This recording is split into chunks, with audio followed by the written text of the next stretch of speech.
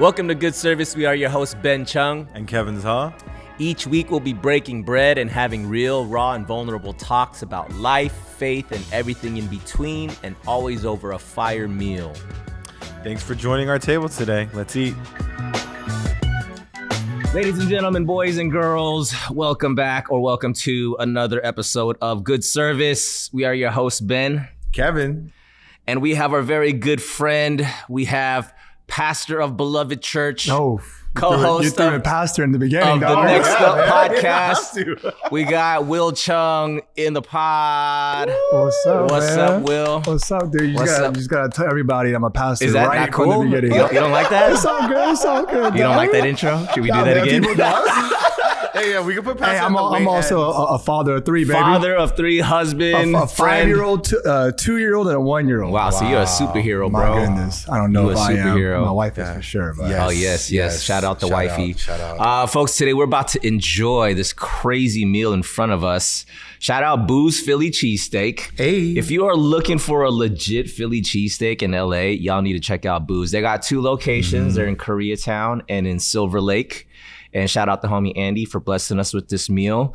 What are we having today? Okay, so we got, man, this looks crazy. We got a pepper mushroom steak. Whoa. With provolone. We got the Logan, I think. Right here. That's the All Logan, that the chili's spicy right one. Uh-huh. We got this guy here, the turkey hoagie. And then I guess like the classic right here, Boo's cheesesteak. And then we got a bunch of fries and we got a bunch of cheese. I hope we don't get the itis. Holy Spirit, keep us awake. Let's go. I'm gonna right, let's grab some. Guess choice first, man. first. Dive in, bro. Dive in. Which one are you going for? Ooh. I feel like Ooh, Is you that went for the spice. there we go. baby. Oh yeah. Will with the heat. I've had that one. That one's crazy. Let's All go. That right. one's crazy good. What are you going for, Kev? I'm Ben. You can choose. Oh shoot. I'm really open.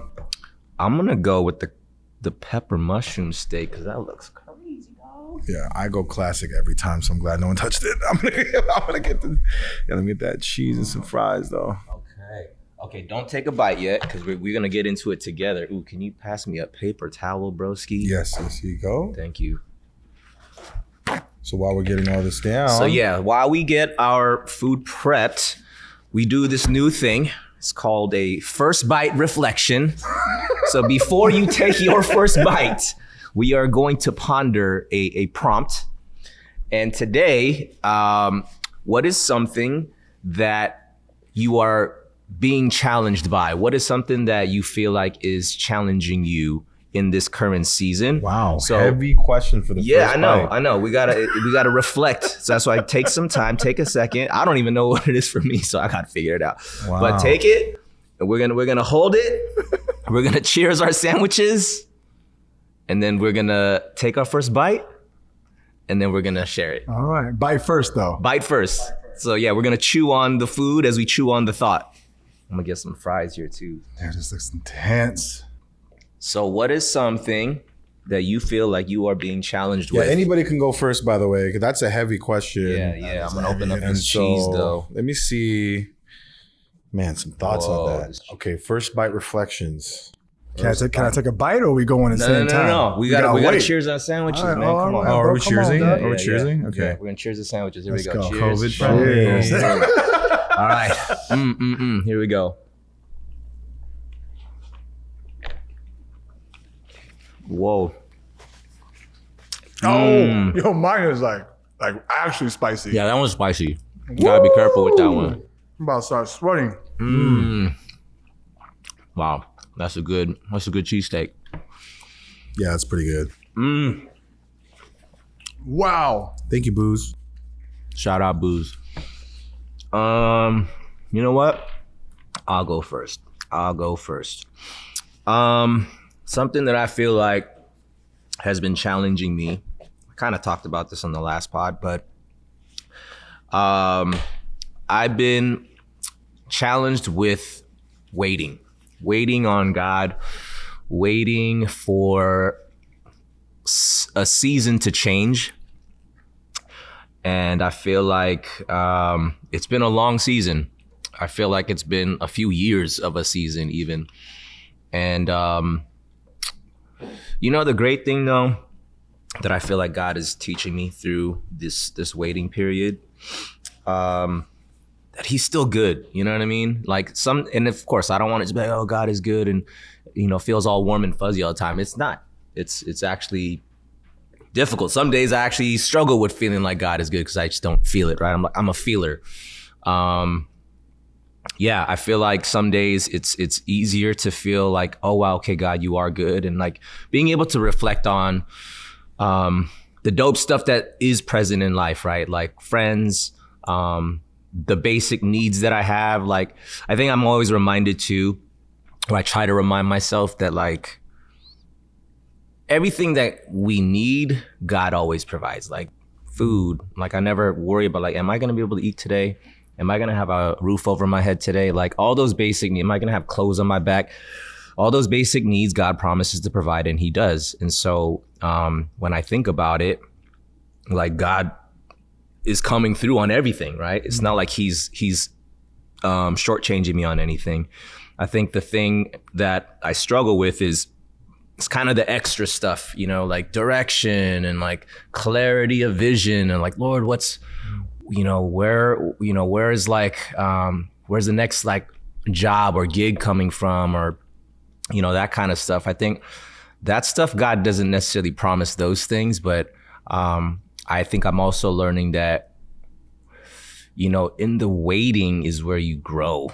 You know what I'm saying? Like in the, you don't grow when things are chilling. You know what I mean? Like you grow when things are uncomfortable. So, yeah, that's my challenge right now. It's the season of waiting. Yeah. I like to say like there's a difference between like God's will, God's when, and God's ways.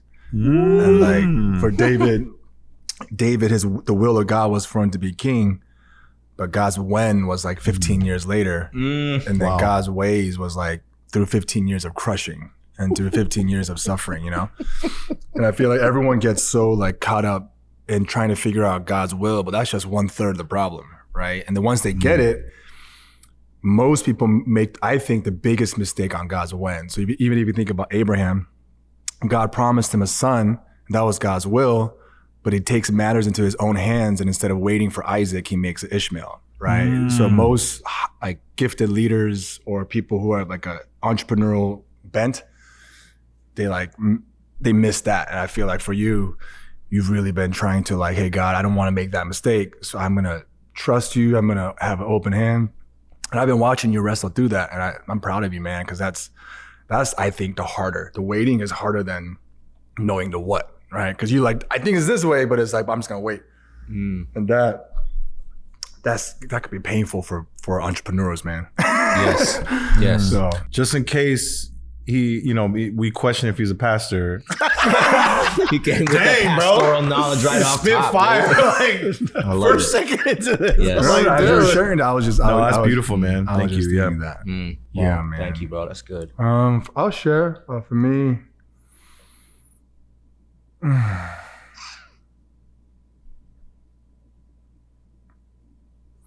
I don't even know how to.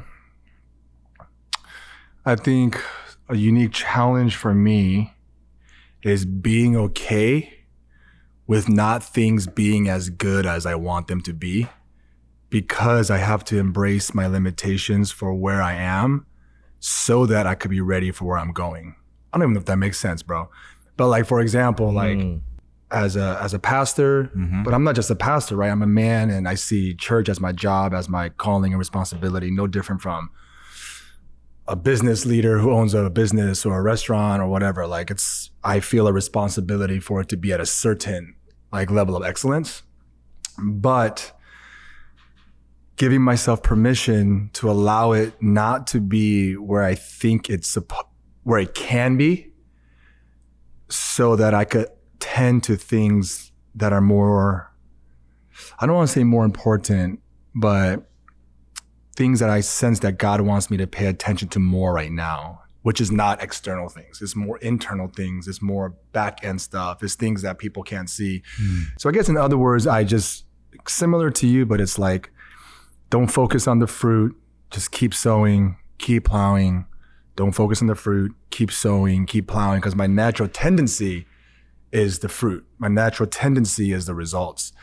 So just letting that be and letting it, trusting in God, that's a unique challenge for me, I think, this season. If that makes any sense. One encouragement I love to say is I love that as you're recognizing it and like being in that, like you're accepting it and you're also like checking your heart as you go. And I think that's wonderful because just learning this from my mentors is that a busy leader is a bad leader. 100%. You know, and like what I love to do is like proactive procrastination, right? There's things that like I'm unsettled by, so I'm just gonna keep being busy to cover all that up.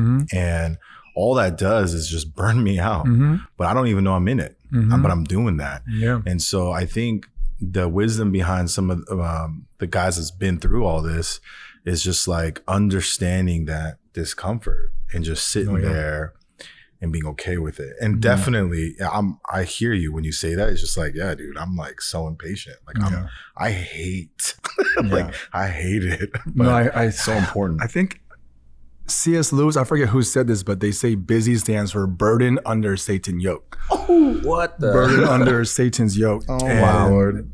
It's because if the enemy can't attack you, he distracts you, right? If he can't make you quit, he makes you busy so that you don't spend the appropriate time that you need to nourish your soul. And I was just sharing this yesterday to my congregation. Peter Scassero, he's a pastor in New York. Early in his years of ministry, a lot of his congregation members used to come up to him and say, hey, pastor, I know you're busy, but like, can you meet up? Or I know you're busy, but can you come to my son's basketball game? You know, all that stuff. And then one day he said he just stops people now and he says, hey, I'm not busy. I'm limited.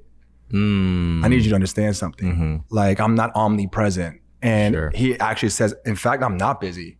I actually have margin. I have time with my family, with my kids and my wife and for myself and my hobbies. I'm just limited. So I'm not going to stretch myself beyond what I can handle. Right. And I'm not going to stretch myself beyond being present with God in my life. So yeah, absolutely. That's especially as a church planter, because I'm not just a pastor. We're a new church. We're not even 2 years old yet. We turned 2 in 2 weeks. So like, wow, congrats. It's that early stage of grinding of, are we gonna make it? Like just like any business when they first started, early years are like, yo, like this is so fragile. Like, are we even gonna make it through this? So I think through that, trying to choose to be present and not to be so busy, that's a struggle, man. That's a constant struggle, especially for young people who are trying to What do you things feel? I mean, I think our culture praises busyness, right? If you're not busy, you're not doing stuff. So I think hustle culture really just kind of, it's like if you're chilling, you're not doing enough. As a pastor, what is that? Because I think even as you just said it, like people would go up to a pastor. I know you're busy, but can you? So like, what does a pastor's busyness look like? Like, how is a pastor busy in people's minds? What do you think that is? Well, I think, again, this is just from my opinion. I think the uniqueness of being a pastor in today's hour is like you're expected to be everything. You're expected to be a therapist. You're expected to be a business leader. You're expected to have political advice. You're expected to talk to culture issues. You're expected to be a theologian. Oh my Lord, You're expected to be a social media influencer. And that's just kind of this air nowadays, right? There's certain expectation that's put upon leaders, especially pastors. I think that's unique to this time that I haven't felt previously. On top of that, I'm a dad, right? I got a 5-year-old, 2-year-old, 1-year-old. On top of that, I'm just a man. So I just have the normal human struggles that any young father has. As a church planner, I'm preaching, I have a staff, sermons, weddings, funerals, walking with people through crisis, right? Typically when a person hits a crisis, the first two people they call is like a loved one and a spiritual leader. So like, it's honestly, a 24/7 hour job if you don't have boundaries, and it's constant, and everyone is pulling on you. So, I mean, not to say not other people's careers are extremely challenging, but I do think there's a uniqueness to that. So that's just kind of like, yeah. So I have to write myself my own job description, or everybody else writes it for me. Whoa. Because everybody has good. certain expectations on a spiritual leader. So there's a lot, dog. I mean, yeah. When did you feel like you had a call to ministry? it was almost immediately after I became a Christian. When was that? It was when I was 16. Oh, wow. Yeah. So big troublemaker, got into a lot of trouble, Korea. Long story short, I got kicked out of Korea in high school, moved to Illinois, didn't grow up in church, but started going to church my sophomore year. 'Cause I left Korea in the middle of my sophomore year because I caught a case and I have to run away. So I moved to Illinois in January. And then a year later, my junior year, I don't know what to say. I just got How did the Holy Spirit show up for you in that moment that you were like, not only was it a spiritual high, of course, we all go through that in our youth. Yeah. How was that from this, I would love to know the detail of that moment to sustaining that to all right, I'm going to go be a pastor. Yeah. I mean, it's a long story, but in essence, what happened was I get quote unquote saved. And I was just so thankful to God, right? Because I didn't grow up in church, right? I would say nominal Christian kind of. So my mom was a Buddhist. My dad was a nominal Christian. He says himself, he didn't become a Christian until he was in his late 50s. So we didn't really grow up going to church. So when I came to the States, I had that moment where I really repented. And I was crying constantly for a couple hours in a church service because I was so aware of my sins, but simultaneously aware of his love and forgiveness. Yeah. And almost immediately, the next week, I couldn't help but just tell all the homies. This happened in the church service. I got saved in a church. Long story short, it was February 18, 2006. And the reason why I know that date was because it was the NBA dunk contest. And I was at home watching the dunk contest, and my mom was like, "You're going to church tonight?" I was like, "Look, I'm not going to church tonight. What are you talking about?" And the elder kept calling my mom and said, "We've been fasting and praying for him. There's a guest speaker flying in as a missionary, and we think your son's supposed to be there." That guest speaker is now my father-in-law. It's crazy. It's crazy. So hold on. So he speaks. I give my life to Christ. And within I still even remember that night, I have supernatural encounters. It's hard to explain, like visual encounters, physiological experiences. I started speaking in different languages. It's the gift of tongues, all in that one day. This one night. This lasted 2-3 hours. I'm on the ground, shaking, crying. The back of my head, I'm thinking I'm crazy. I was am I high right now? I'm trying to recollect what is happening right now. Wow. And I remember the next day I go back to the guest speaker and I asked him to pray for me, but I still remember he was like, "What do you need prayer for?" I was like, "I just need you to pray for my friends because I want my homies to know what I experienced." So immediately, within the next day, I was back in the day, AIM, AOL, MSN Messenger, I remember I used to pray before going online because a lot of my homies were still in Korea. Yeah. And I would just start witnessing. And I was in my classroom witnessing to everybody, leading people to Christ in the middle of geometry class, leading people to Christ in the locker rooms, leading people to Christ during wrestling practice. Cause I was wow, it was so real for me. It wasn't something I learned as a kid. It was just so real, the Samaritan woman. It was yo, guys, I need to tell you something. This is what happened. This is what he did for me.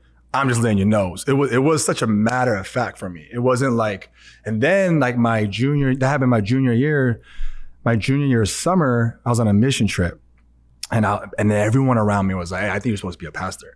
I was like, "Nah, dude, I'm good." But then my heart was I just want to tell people about God for the rest of my life. But it was either I was gonna, at that time, my mind was I'm either going to jail, or I'm gonna join the army, or maybe MMA, right? Those are the three options that I had at that time. Yeah. But then I just started to get this feeling, and then the moment was during this mission trip.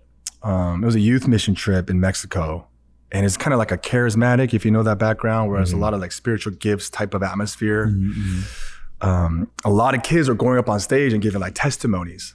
Like I saw a vision and God was calling me to be a missionary. I heard a voice of God and God was calling me to be a pastor. And I remember I was like, yo, like I want a vision too. And I remember that whole mission trip, I was like on my knees praying and I heard nothing.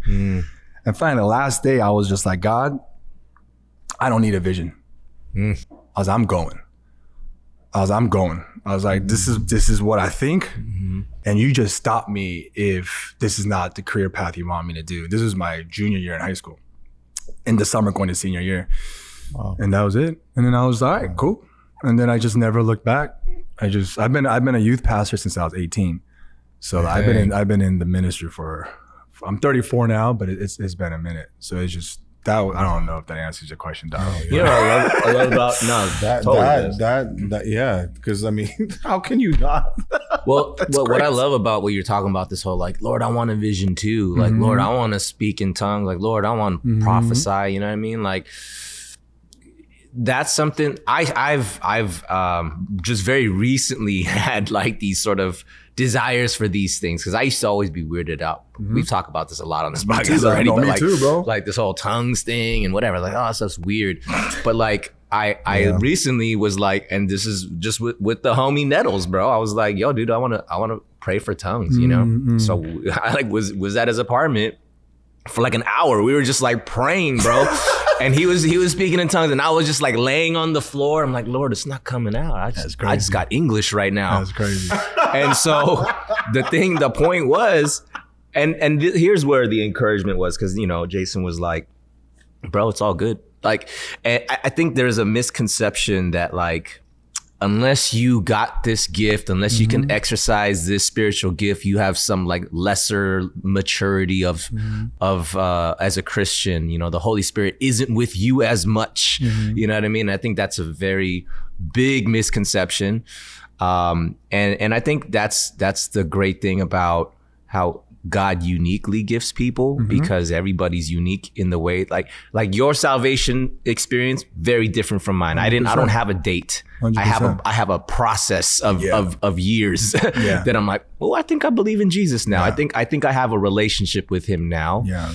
And so I think, for the listener, whoever, 100%. Like everybody's spiritual, experience with God is very different, and just because you didn't experience one thing doesn't mean that like you're any less or anything like that, any less gifted. It's just different. You know what I mean? I tell people, I was talking to my brother about this, when people are like, they hear stories like mine, I'm like, oh, I wish I had a date. And my brother and I are talking, we were like, you were saved 2,000 years ago when Jesus died for you on the cross. Amen. There's a date. That's what it is. It's not really about the day that I accepted Christ. Amen. It's the day that he died for all of humanity, right? So whether you know it, the date or not, is honestly not that important. It's just, I just have that unique experience. You know, I remember the same thing. I was like, because that was when I started going to church for the first time, because my mom, she missed that immigrant Korean backgrounds when we lived in Champaign-Urbana, Illinois. She's like, I want to go to church to meet my people. And then people were praying in tongues. I was like, yo, what the hell are they saying? I was like, because I have no church background. I'm like in the service, like, and I remember thinking, that's crazy. And that's the first spiritual gift I got when I received Christ. And I remember as I was praying, I was like, yo, you're tripping. Like, what are you doing right now? Because it was just, I couldn't stop. I was crying. And so, yeah, man, God just has a way of messing with us. Well, like okay, that. I have a question. And maybe, I don't know. This is a genuine question out of like pure ignorance. Because, you know, people say like, oh, I couldn't control, like tongues was just coming out of me. But then I've also heard people say like, no, it's like, I couldn't like actively do it. It's not like I have no control. Yeah. So what is that with like, how would you explain that? Or is it different with everybody? I think in general, the fruit of the Spirit is self-control. So whatever that lacks self-control and or is chaotic, and there's chaos and not peace, I think in general, just by principle, that's what you want. You want to be able to have a fruit of self-control in any spiritual gift. But I do think there's some supernatural elements to some of the what they would call like sign gifts like prophecy or tongue, or even like sometimes a gift of healing just breaks out and you can't really control that. But I do, so principally, I think generally speaking, there should be some control and some order.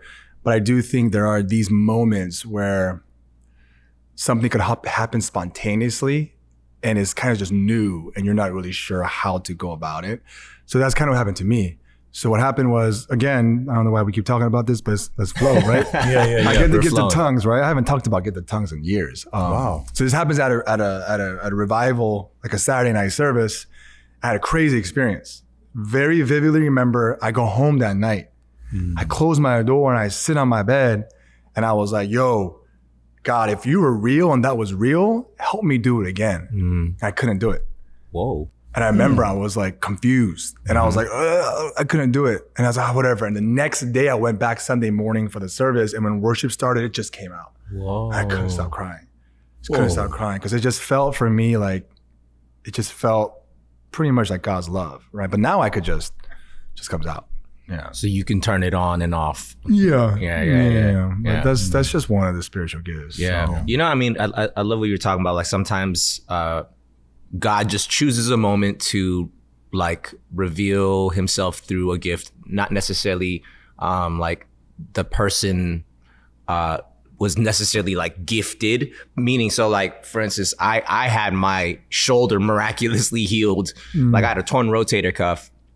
I was in Hawaii and, you know, like my brother who also had like a knee injury. So for whatever, I just came back from the bathroom. I'm like coming back to the beach and my brother's doing squats. I'm like, why are you doing squats, bro?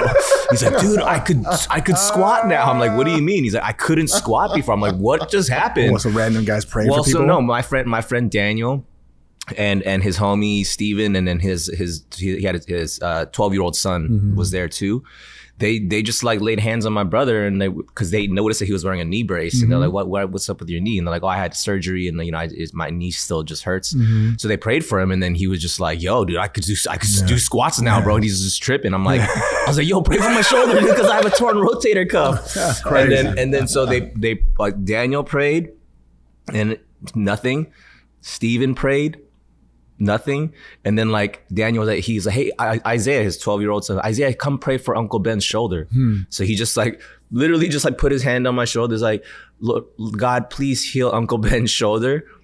Just like that. And then I was just like, wait, what? And I was like, yo, it's healed. Like it literally, I couldn't even lift it past here. Yeah, it's crazy. And I'm just like flinging my arm everywhere. And so it's like, does Isaiah have the gift of healing? I don't know. But like, God chose that moment to heal like my brother, me, and then my sister had like tennis elbow. They prayed for her arm and then she was able to like, it was just like a healing session on the Waikiki beach. I'm telling you, man. And I'm like, what is going on? God does weird stuff like that, man. Yeah. That was wild. Yeah, I've seen stuff like that happen too. And it's like, it happens in one setting and it doesn't happen in another setting. And it's like, I can't put God in a box. I don't know how to calculate this. You know what I mean? I think that's also important to recognize too, that it's not like it's not magic, you know what I mean? Like like I have this magical power, you know. Like I think God chooses when He wants to do something, and I mean even like the way that people were healed throughout Scripture, it was very different. I mean, one woman just touched His clothes,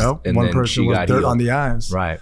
Another person was just a spoken word, Right. Another person, He touched him in the side. It's like there's no formula to this. Yeah. Right? It's a relationship. So Wow, that's wild. That's crazy. So now I gotta wonder. So you've been in ministry since 18, and we're 34 now. And are you 34 too? Oh, I'm 36. 36. Oh, you said we 34. So I thought we were the same age. Oh no. You know, just I got you. Going over the ages.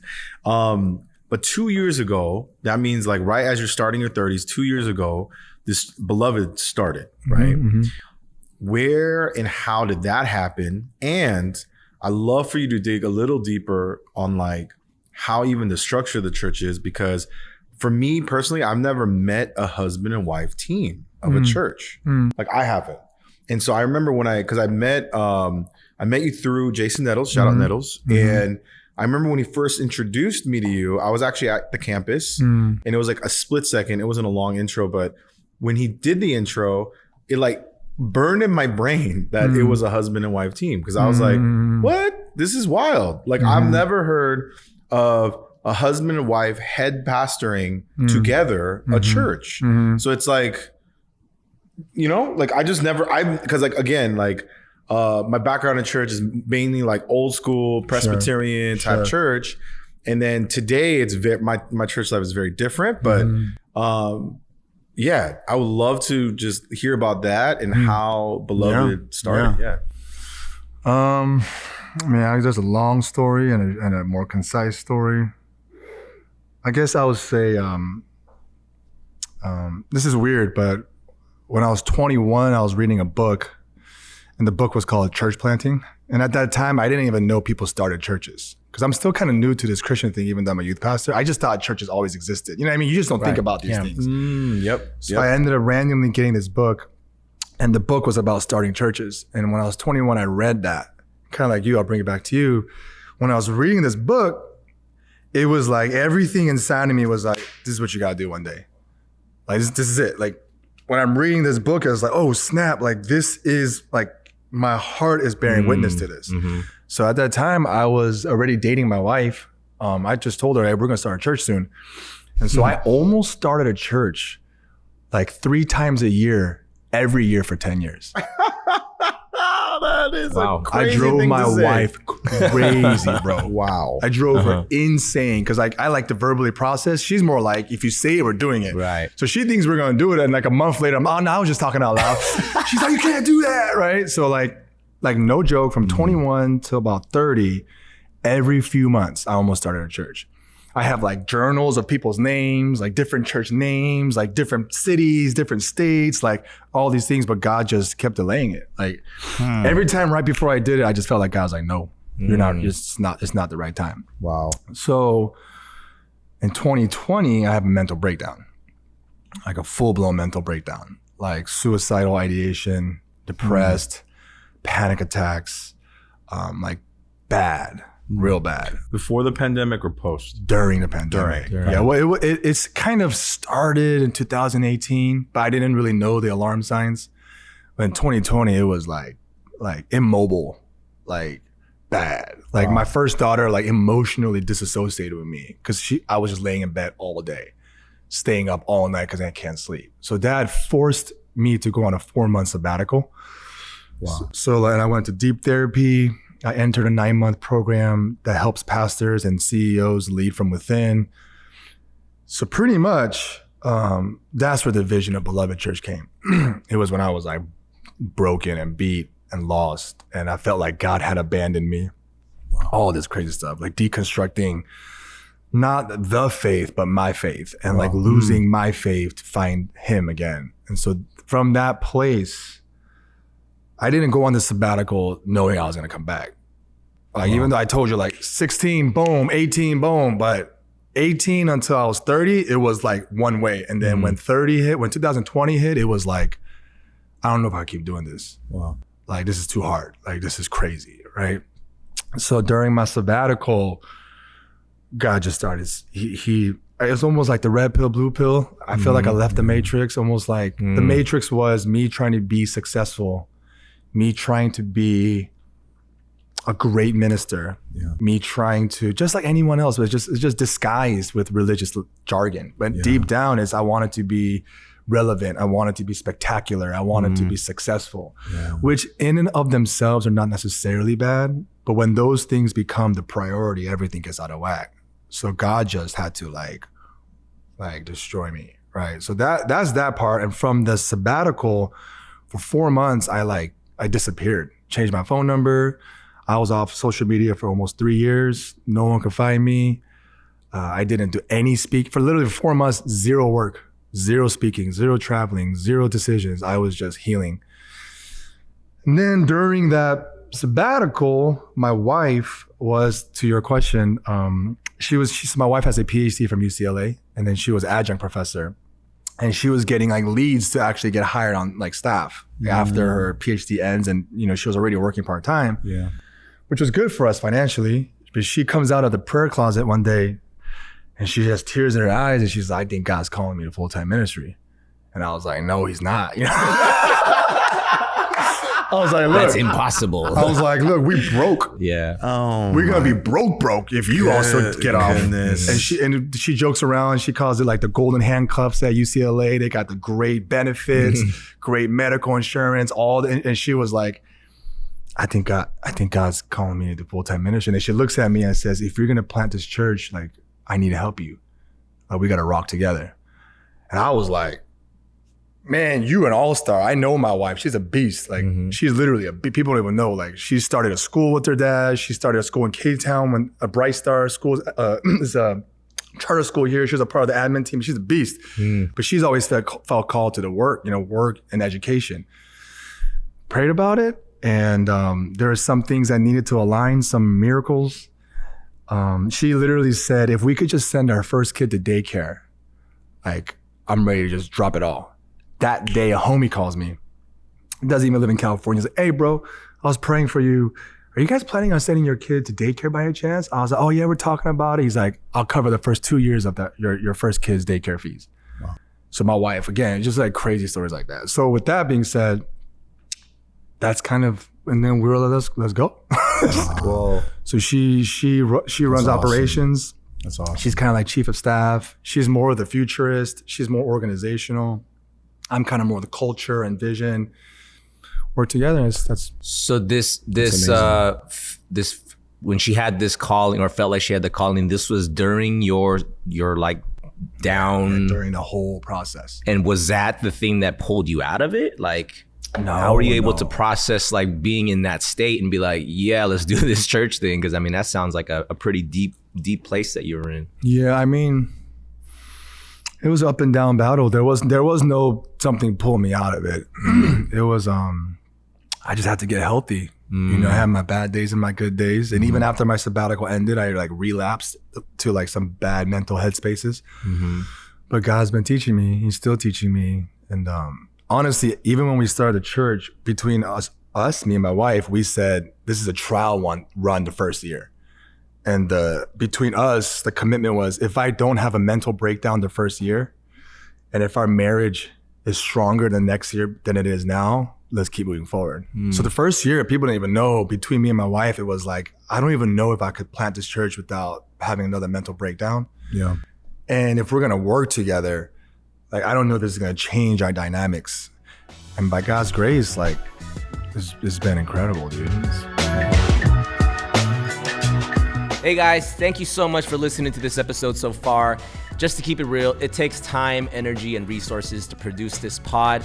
If you feel led to, you can support us by donating on Cash App at Good Service Podcast. Any amount, large or small, is truly appreciated. Thank you guys so much. We love y'all. Back to the episode.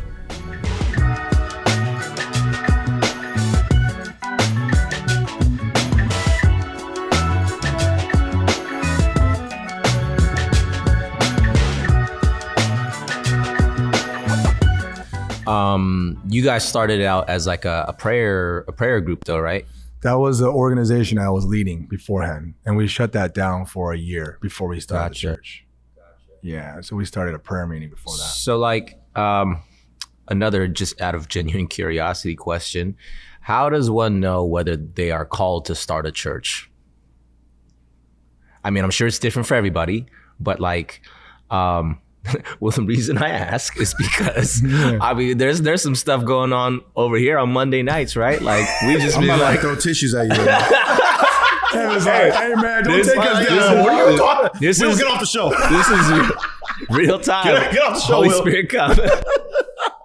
No, because people ask us like, "Yo, are you guys starting a church?" And we're like, "No."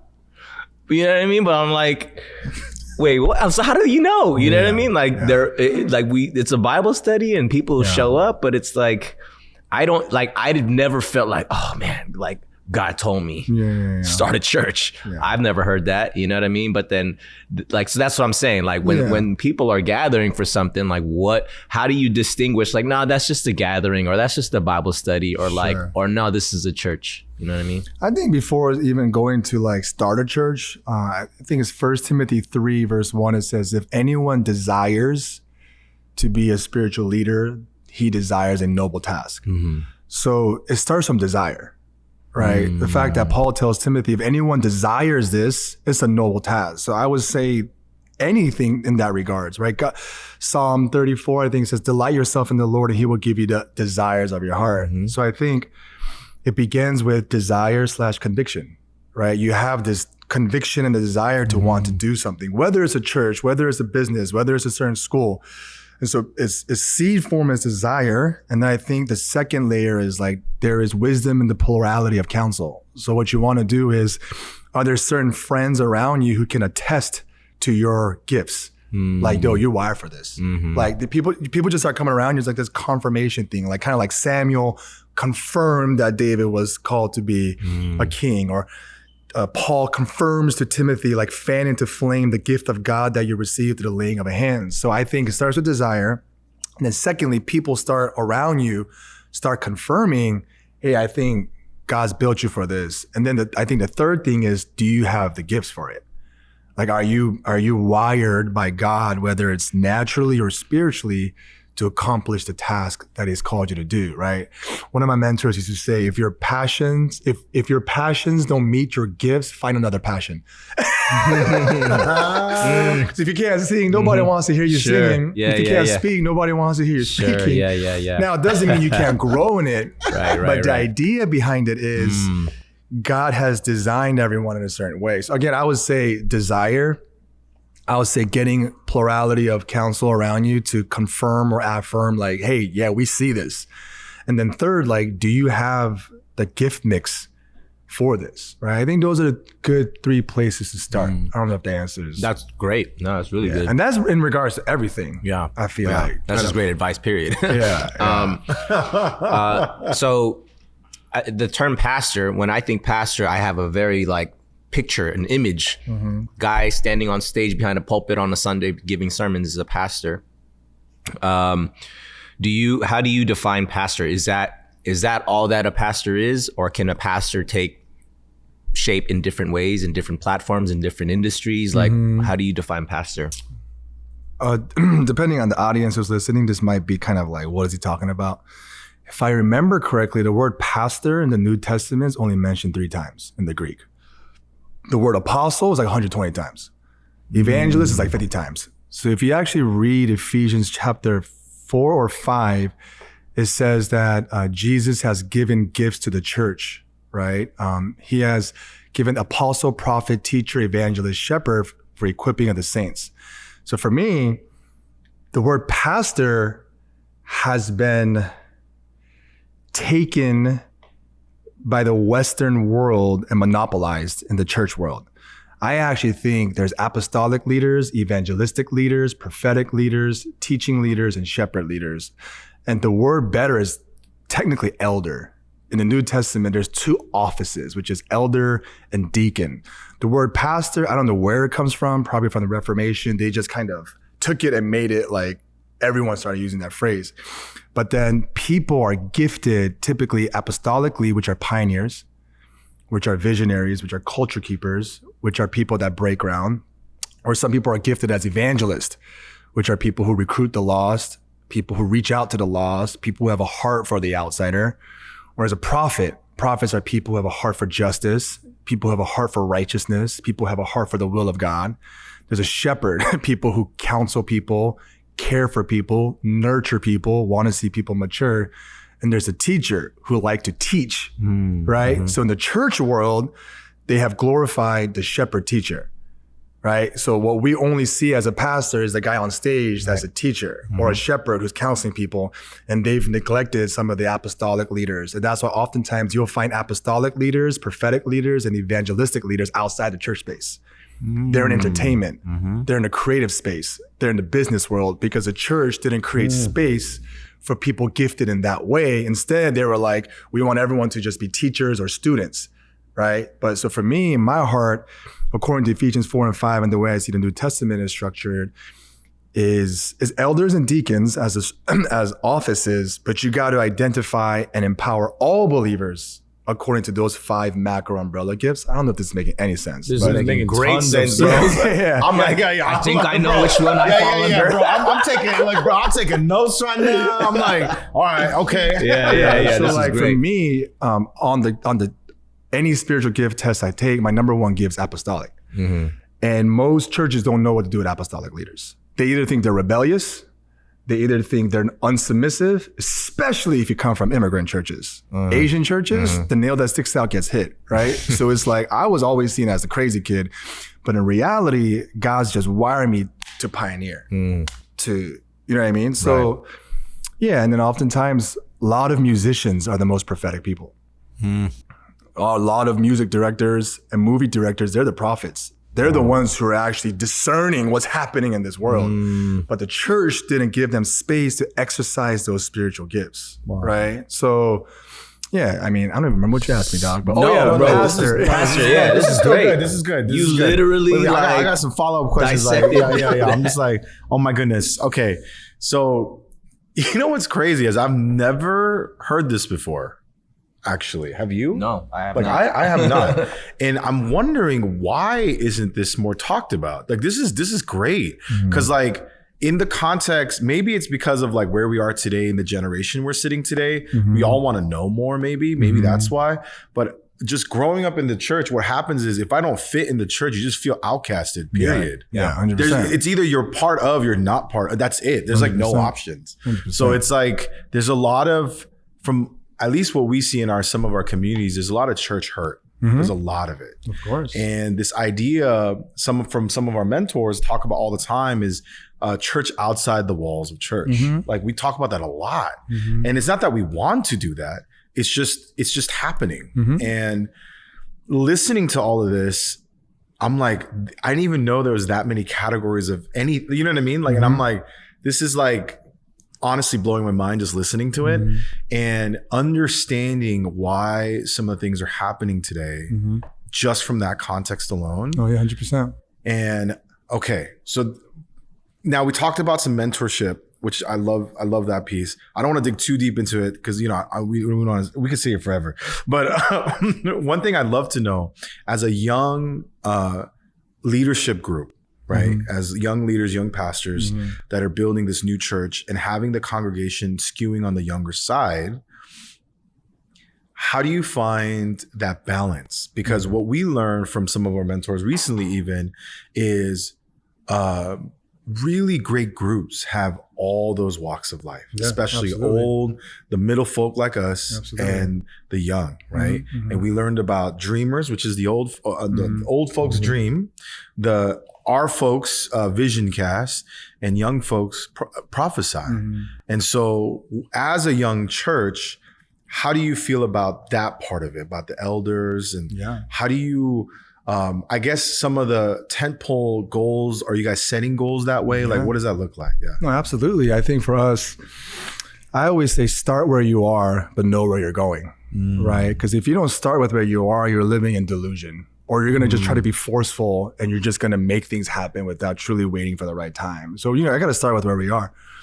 I'm 34. Typically, older people aren't going to follow me, right? I'm in a county or a certain area in the city where it's predominantly Asians, right? There's like high schools 5 miles from my church that's like 90% Asian, right? But so for me, it's like steward who I am, start with where I am, but know where we're going, right? So yeah, obviously people in my demographics, my age group are gonna flock to our church, but also intentionally, we have a board, right? A legal board, older, younger people. We have a team that's not on staff, but it's called a SLT, Servant Leadership Team, which is 18 of kind of like, again, when you look at the narrative of the book of Acts, Apostle Paul plants a church and he doesn't raise up elders until about 3 to 4 years in. Because you need to test people's character. You need to see who they really are. And you don't want to establish leadership too early on or it's going to stifle what God's doing. So for us, right now, we don't have any elders because we're a brand new church. But our goal is within the years 3, 4, and 5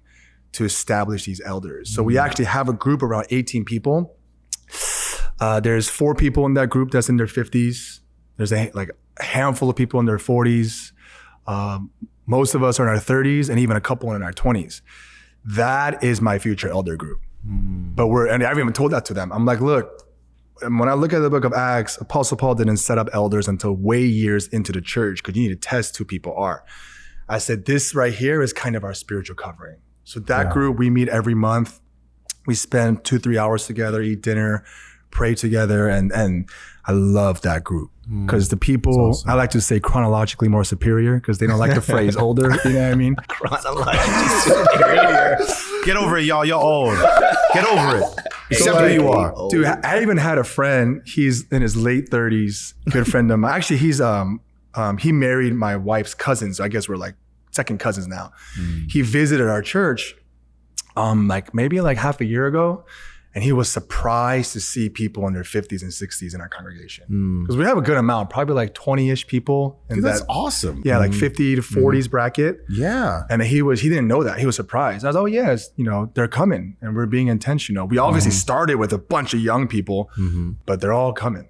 They're all coming. So yeah, absolutely. I feel like without intergenerational worship, you're just going to miss out. One of the most inspiring things going to a church is to see excited old people. Oh yeah.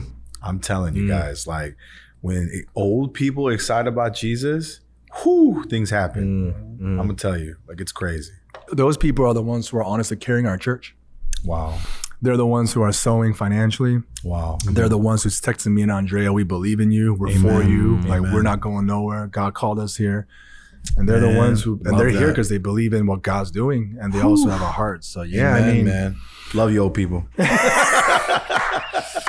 Our vision is, to reach all people, man. Yeah. Amen, Yeah, amen. yeah, yeah. Just start with where we are. Yeah. So, you were talking about earlier that people have all these expectations of what a pastor is supposed to be. And I have I have a feeling that a lot of this sort of celebrity pastor stuff kind of comes from social media, right? Like, oh man, this guy has like hundreds of thousands of followers and things like that. And how do you deal with that? I can't imagine that there's not a temptation for that, right? Who doesn't want to be relevant? Who doesn't want people to like, yo, people follow me, right? How do you sort of handle that aspect of being like a social influencer? That's a great question, man. I struggle with that. I do. And for a season, the reason why I left social media for 3 years or 2.5 years was because I started to get caught up in that rat race, right? Like this is a podcast. This is going online. Right. I'm a part of different networks. And at that time, like Asians are popping right now. They are. I don't know what's going on under God's sovereignty. Like We are the juice. we were like, I feel like my whole life we were dismissed and like looked aside and like disregarded. But in the last like 5 years, it's like, it's a strange thing, right? So like I'm getting phone calls from like a lot of places that are quote unquote large and big and significant. So honestly, it's a daily recentering every morning with God. And for me, that is an area of weakness. And I have to be careful with that. And for me, I rather acknowledge it and face it than act as if it doesn't exist. So for me, every morning when I wake up, I spend those first early hours with God, and that helps me recenter every day. And then there are times where I could feel myself drifting. I could feel myself getting caught up too much. Then I just have to, don't act like that's not there. I go, okay, that's there. Okay, God, like what is this saying about me? So rather than this being an issue, I let it be a messenger. Like, what is the message this is telling me about myself? It's showing me that I'm still insecure. It's showing me that I still don't feel significant unless I feel seen by others.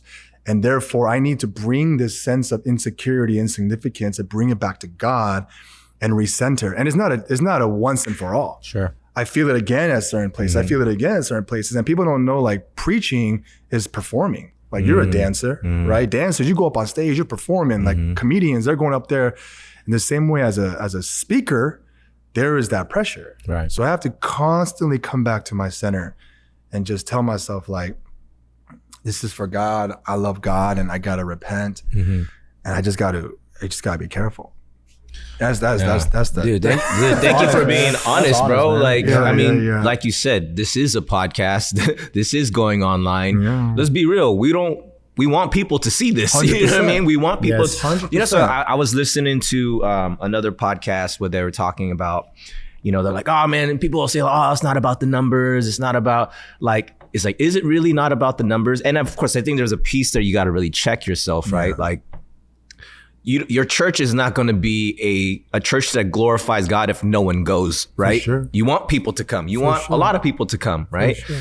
And even with like stuff like this, it's like, yo, we had a clip recently went viral. It's like, praise God. Like, that's dope because we want more people to see it. But then I think there's that piece where it's like, yo, you got to be careful though, because that unchecked could turn into ego boost, can turn 100%. Into like, we find our identity behind like my followers, right? Like my number count. Yeah. So I think there's something very important there. Like, yes, numbers do matter because they matter to God. Because God, like the book of Acts, it says 3,000 people got saved. Exactly. 5,000 people got saved. So they're counting what counts. Right. Right. Absolutely. But for me, it's been, I just leave the results up to God.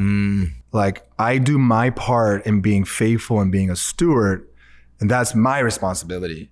But it gets all wrong when the results and the fruit, I think, is my responsibility. And I try to force that. And so for me, it's been, hey, be a steward, do your job, and let God breathe. If God breathes, he breathes. If God doesn't, he doesn't. But that's not up to me. And if it is up to me, that's when I got out of whack. So for me, it's this constant battle of, okay, God, I'm going to do my part. I'm going to prepare my message. I want to deliver a good meal to my people. But whether people eat it or not, whether people are blessed or not, that's on you, God. And I can't put that on me or I'm gonna trip out. So good. Double clicking on that is that rewiring of the brain is so freaking healthy. Like, I didn't think it was before. I was just like, because goal orientation, focusing on the next thing to the next thing, it feels like good structure, right? It does, because you're looking for these, okay, I'm going towards a goal, I achieve the goal, feels good. But then there's depression. Yeah. Right? Yeah. And then you're like, oh no, I gotta do better than the last one. Boom, boom, boom, boom. I did it. Depression. Yep. Right. And so the rewiring that I've been experiencing a lot, especially this year, is God just going, no. Just show up today, do today, That's good. And that's just been like such a backwards thing that is uncomfortable, but it's been really peaceful. So I just wanted to like pause there because I thought that was so good. Yeah, that's really good. Yeah, bro. Yeah. I think that's the thing. Like, like, performing is not bad. Like we're supposed, like we're called to. Like, entertainment wouldn't be entertaining if it wasn't a good performance, right? So like, and also, delivering a riveting, effective like speech. Like, you have to do it well. But I think, like you said, I love the fact that it's like your job is just to prepare it excellently as you can. And then the rest is up to God to do whatever he wants with it. And I think that's where, like, we got to pray, like, Lord, check my heart, because I don't want to get caught up with the result of it too. And like, ooh, look at what I did. You know what I'm saying? I think that's really, it's a temptation for sure.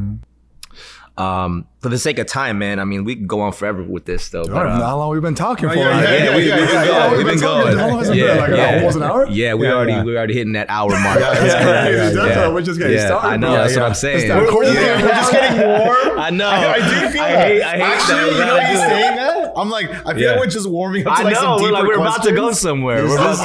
This is why Rogan goes like 4 hours. I know. Or Schultz goes like 2 hours. They just think marathon podcast. That's why there's gonna be part 2. Yes, we will part 2 when we have the time. We will plan another one with you. But so this show, we call it Good Service. We have a great meal and we frequent restaurants that provide good food and good service. But also there's a double meaning to that, right? The word good and the word service, I think it means something different to everybody.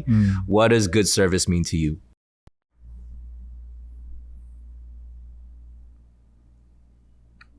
I mean, I think to me, it's just adding value to people's life, right? Good service is serving people to add value to them. I mean, I could get all spiritual and use like Christian language, like be like Jesus. But for me, it's like, that's what Jesus did. And he added value. He served people. That's what it is. Just adding value. Solid. That's dope. That's dope. What is a way that people can serve you or how we can serve you? Just prayers, man. Just need a lot of prayers. Like I said, we turn 2 next week. Wow. Congrats, man. That's dope. Congrats. Yeah, Seriously. it's crazy, we're just need a lot of prayers, a lot of wisdom, a lot of guidance, a lot of provision.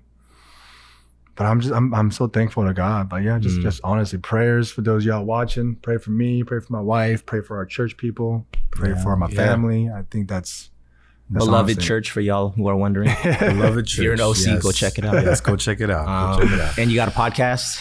I do. I'm a co-host with my boy Grant. It's Yep. called Next Up with an organization called Think Media. Yeah, that's new. We started that probably like half a year ago now. So that's been Nice. cool. That's Support been dope. that. We'll put links. Yeah. And for those who want to follow you on social, man, where are you at? Just Instagram is the only one I got. It says Will K Chung. You can find me there. All There right. it is. There it is. Sweet. Well, thanks for coming through, man. We got to do this again. Yeah, bro. I feel like we're just getting started. I hate to just like crash land the plane, but like we don't want to go too crazy. But no, we'll do it We're gonna again. have so much offline conversations I know, after for this. sure, Like, I'm for sorry, sure. guys. I still got so many more. But folks, thank you so much for tuning in to this episode. We got a newsletter now, so make sure you go and subscribe to the newsletter where you'll get all the exclusive new things. We got show notes, we got upcoming guests, we got like news. If you want news, subscribe to the newsletter. It's goodservicepod.com. I don't know, I might have gotten that wrong, but it'll be in the show notes. Thank you guys. We love y'all. Live. Peace. Peace. We out. Thank you for listening to this episode. Make sure you like, follow, and subscribe, and leave us that 5-star rating. Follow us on Instagram and TikTok at Good Service Pod, and on YouTube at Good Service Podcast. And if you'd like to support us, you can donate on Cash App at Good Service Podcast. Thank you. Peace.